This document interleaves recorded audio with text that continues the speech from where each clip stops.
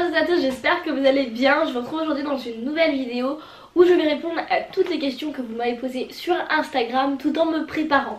C'est le genre de vidéo que j'adore regarder le matin en me préparant, donc je vous invite à prendre un thé, parce que c'est cliché, à allumer une bougie, à aller chercher du popcorn, à faire tout ce que vous voulez, ou tout simplement à vous préparer en même temps que moi si c'est le matin.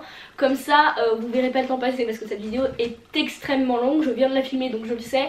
Je blablate et j'aborde vraiment tous les sujets que vous m'avez demandé d'aborder. On va parler de garçons, d'aborder un garçon, on va parler de job d'été, on va parler de babysitting, on va parler de sport, on va parler de YouTube, de comment assumer le fait d'avoir une chaîne YouTube, on va parler de tout. Donc si vous voulez toutes ces réponses, je vous invite vraiment à rester sur cette vidéo. Et si elle vous a plu, n'hésitez pas à mettre des petits commentaires, etc. à la fin de la vidéo et à la liker, ça me permet de voir le genre de contenu que vous aimez. Et voilà. Alors commencez par ma tête, vous allez me voir dans 5 secondes, genre démaquillée, de bon matin, voilà, presque en pyjama, les cheveux défaits. J'en profite également pour vous demander les vidéos que vous préférez que je filme, parce que dernièrement j'ai vraiment un manque d'inspi en fait, et j'aimerais bien savoir le type de vidéo que vous préférez. Je vais vous laisser avec la suite. Okay, et c'est parti. Tout d'abord, un brosse à dents, j'ai utilisé un produit que j'ai reçu via Octoly. C'est une poudre en fait à base de charbon de la marque Smile Carbone pour en fait blanchir les dents naturellement. Ça fait peut-être 2-3 semaines que je l'utilise une fois de temps en temps et je vois pas d'énormes résultats. Mais tant que c'est naturel, je me dis peut-être que dans le long terme, ça pourra avoir des résultats bénéfiques tout en n'abîmant pas l'émail de mes dents. Donc du coup c'est vraiment spécial, genre la texture. C'est en fait juste de la poudre, faut pas que je mette de partout. Noir comme ça, je sais pas si vous verrez bien parce que bah noir sur noir on voit pas grand chose. Mais voilà, en fait je me brosse, donc je mouille ma brosse à dents, je le trempe dedans, je me brosse les dents, donc après vous avez un sourire juste dégueulasse. Et après je me relave les dents avec juste du dentifrice. Donc voilà, pour ça je vous tiendrai au courant sur le long terme si ça fonctionne ou pas. Mais en tout cas c'était une découverte que j'avais, en fait j'avais vraiment envie de tester ça pour voir si ça fonctionnait ou pas. J'ai pas vu de résultats flagrants, mais bon c'est vrai que ça va peut-être changer un tout petit peu et voilà, je vous tiendrai vraiment au courant pour vous dire si ça vaut vraiment le coup de l'acheter ou pas. En tout cas les liens sont en barre d'infos si ça vous intéresse pour vous en procurer, parce que c'est 100% naturel. On rentre vraiment dans le vif du sujet. Avant d'allumer la caméra, j'ai utilisé ce produit de chez Nivea, j'en ai vraiment presque plus. C'est une crème de jour, donc c'est celle pour les peaux normales avec le bouchon bleu. Donc j'en ai appliqué sur tout mon visage pour hydrater ma peau, parce qu'il faut jamais se maquiller sans s'être hydraté la peau. Ensuite personnellement je commence toujours par le teint, donc c'est ce qu'on va faire. C'est ignorer le bazar qu'on voit sur ma chaise de bureau, dans le reflet du miroir. Franchement c'est n'importe quoi ma chambre en ce moment. Donc je commence toujours par appliquer un correcteur vert, celui-ci c'est celui de chez Kiko. Donc c'est parti, tout en appliquant du correcteur sur mon visage, je vais répondre aux premières questions déjà sur Instagram. Je vais pas donner les pseudos parce qu'ils vont s'afficher. Première question: où avais-tu fait ton stage de 3ème? Est-ce que t'avais bien aimé? Gros bisous ma belle. Alors moi mon stage de 3ème je l'ai fait dans une clinique, parce que mon papa en fait est cadre, donc il gère des cliniques en France et un peu partout dans l'Europe.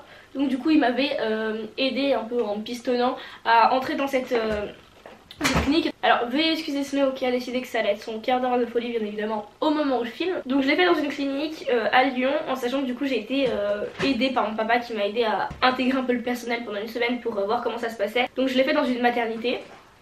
Enfin, je l'ai fait au service maternité dans une clinique. D'ailleurs, l'autre fille avec qui j'avais fait mon stage, donc qui était là avec moi, j'applique tout ça au Beauty Blender, il vient de chez Primark, je crois. De toute façon, vous aurez tous les liens des produits dans la barre d'infos. Et ben, elle avait été aussi pistonnée par sa tante pour rentrer, donc voilà. Je sais pas si c'est vraiment possible de faire un stage en maternité. Dites-moi dans les commentaires si vous avez réussi à faire dans un hôpital, parce que je sais que vétérinaire, etc. c'est possible, mais dans un hôpital, surtout en service maternité, je sais pas si c'est vraiment facile. Et du coup, voilà, mais j'avais beaucoup aimé. J'avais découvert en fait que ça allait pas du tout être le métier que j'allais faire, parce que bah j'ai trouvé ça vraiment au bout d'une semaine, moi j'ai vraiment adoré, mais je voyais bien que celles qui étaient là depuis des années, ça avait pas l'air d'être vraiment la joie de passer leur journée dans ce service là, de voilà, faire tous les jours la même chose. C'était vraiment très répétitif. Ensuite, as-tu déjà fait des petits boulots? Alors oui, je sais pas si elle est déjà sortie ou pas cette vidéo, mais si c'est le cas je vous mettrai dans le petit i ici comme d'habitude. Je fais du babysitting depuis quelques mois, depuis presque un an maintenant.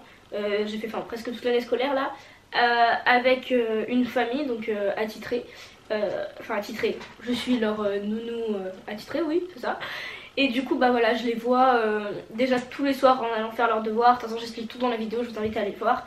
Et je les garde aussi quand les parents sortent, quand les parents organisent des petits événements avec des amis et qu'il faut garder tous les enfants de leurs amis et leurs enfants à eux.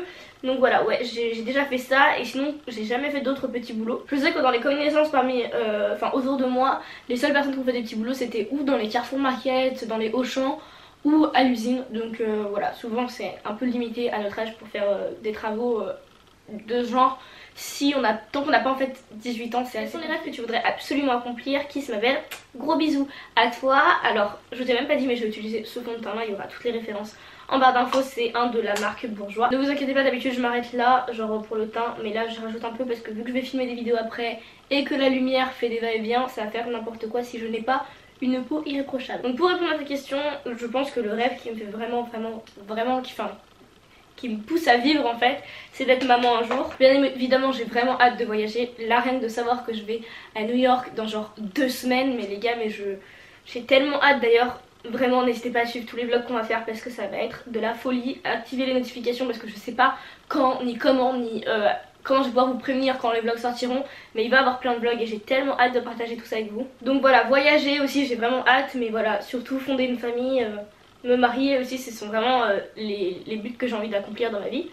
Après j'ai vraiment aussi hâte d'avoir un job qui me plaise vraiment, genre un job où tous les jours tu te lèves et t'as trop envie d'y aller.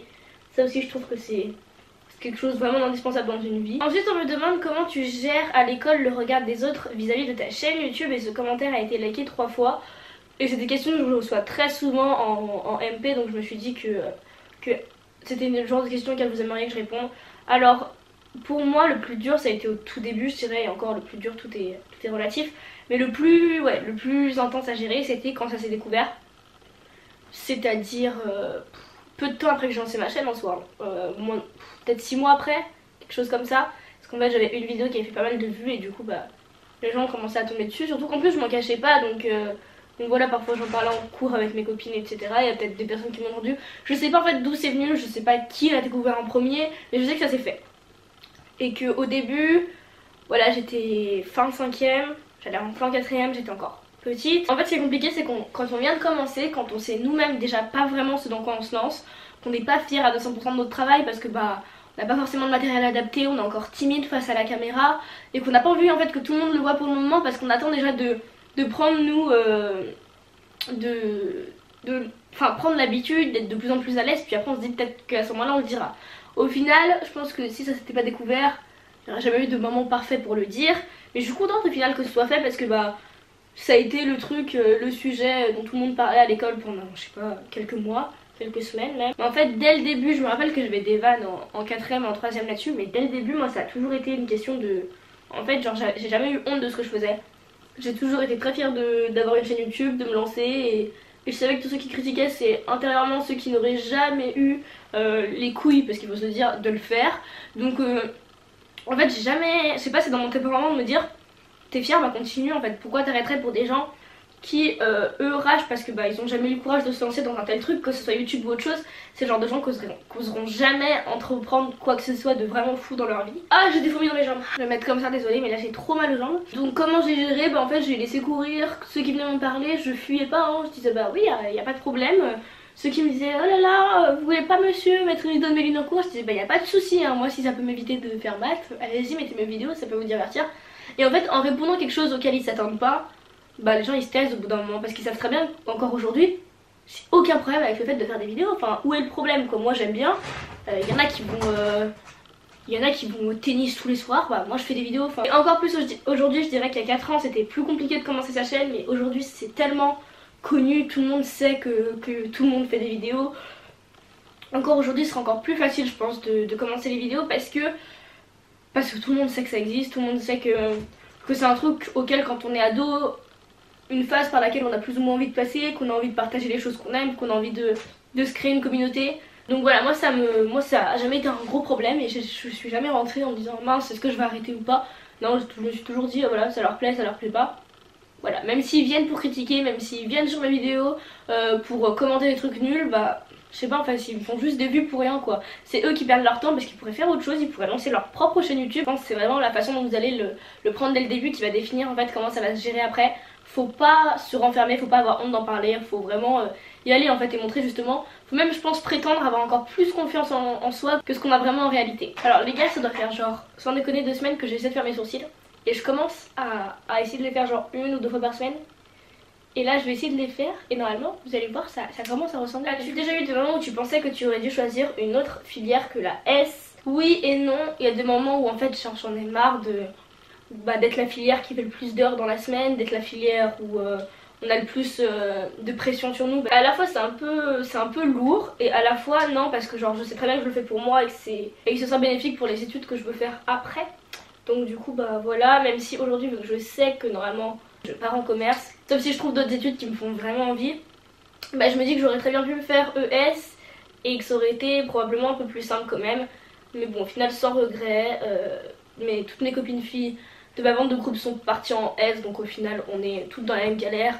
On se soutient, on arrive à se comprendre, on arrive à s'expliquer des trucs par rapport aux cours de maths, d'SVT, de physique. Donc voilà, on révise ensemble et au moins on est toutes ensemble dans le même merdier. Ensuite, peux-tu me donner des conseils pour maigrir? J'ai reçu pas mal de questions vraiment sur le sport, comment entretiens-tu ton corps? Alors il y a deux choses différentes, hein. Il y a entretenir son corps, faire du sport et maigrir. Mon but moi c'est pas de maigrir, j'ai eu cette phase quand j'étais plus jeune où je voulais maigrir. Aujourd'hui je suis très bien dans mon corps, je fais juste du sport pour déjà entretenir mon corps et rester tonique parce que j'ai pas envie d'avoir 16 ans et d'être pas du tout tonique, de pas me sentir je sais pas pleine de vitalité quoi. Donc du coup c'est pour ça que je fais du sport et que j'essaie d'avoir une hygiène de vie bien. Après pour moi maigrir ça passe 70% par l'alimentation, d'ailleurs c'est prouvé. Et après un peu de sport pour entretenir, mais moi c'est clairement pas le sport qui fait que j'arrive à être bien dans mon corps, c'est surtout l'alimentation. Je fais pas particulièrement attention à ce que je mange quand je sors parce que vu que je mange très bien chez moi, mes parents cuisinent énormément, on mange de la nourriture de très bonne qualité, bah du coup dès que je sors je peux manger n'importe quoi, mon corps va éliminer très facilement vu que c'est rare en fait, c'est exceptionnel pour moi de manger mal entre guillemets, c'est-à-dire fast food, enfin je dois aller au McDo une fois tous les 6 mois. Ouais, je dois y aller 2 fois par an quoi, sérieusement, donc voilà, c'est vrai que c'est plus simple à gérer, j'ai de la chance, j'ai des parents qui cuisinent, donc là-dessus oui c'est un vrai privilège. Et après les gars, faut vraiment que je finisse de me maquiller rapidement parce qu'il est déjà 10h. Lorsque tu crushes sur quelqu'un, comment ça se passe en général? Est-ce que c'est plutôt toi qui vas vers lui ou tu espères qu'il le fasse? Si tu prends les devants, comment est-ce que tu t'y prends? Gros bisous. Gros bisous ma belle. Alors ça je sais que c'est des questions qui reviennent souvent. Comment je fais vis-à-vis des garçons, comment je fais pour sortir avec un garçon, est-ce que c'est moi qui vais? Alors si vous demandez ce que je fais, je mets juste un peu comment ça s'appelle, fard à paupières couleur chair dans le coin de mon oeil et sous mes sourcils pour attraper plus la lumière. J'ai fait le petit mouvement qui va avec. Alors les deux seules relations que j'ai eues, les vraies relations dans ma vie, c'est-à-dire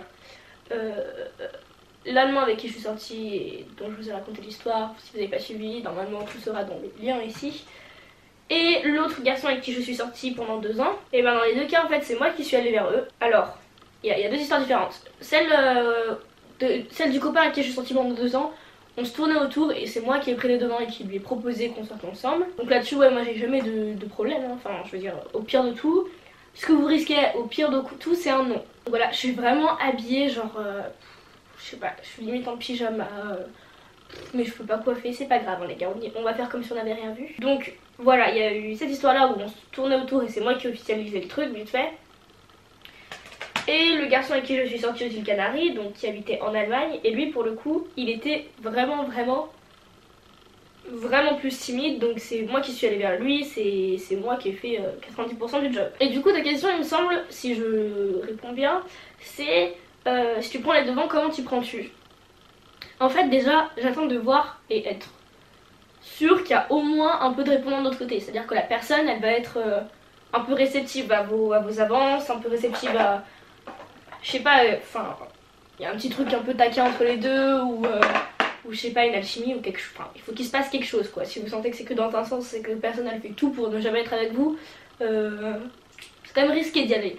Mais quand je sens que genre ça peut passer, bah comment je prends les devants, bah en fait ça dépend des situations. J'ai l'impression que c'est un peu gênant si je vous raconte genre comment j'ai fait pour me mettre en couple avec Chad parce que bah c'est un peu perso quand même, mais la plupart du temps ouais c'est moi qui prends les devants, donc où on est dans une situation où on est très proche l'un de l'autre, et je sens qu'il est réceptif et du coup je me rapproche ou je lui propose qu'on sorte ensemble, enfin ça c'était plutôt quand j'étais en 4ème, mais je sais pas comment dire, ça dépend vraiment des situations. C'est hyper bizarre de donner de faire un tuto genre comment se mettre en couple, et ça varie vraiment des personnes. Le garçon qui était timide avec qui je me suis mise en couple, de par le fait qu'il était timide, je voulais pas le brusquer, je voulais pas l'attaquer hein.